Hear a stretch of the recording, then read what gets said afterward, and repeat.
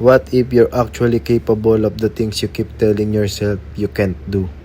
Hey, I'm EJ, and this is day 41 of becoming the person I want my kids to see.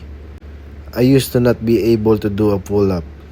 At first, I could only do dead hangs.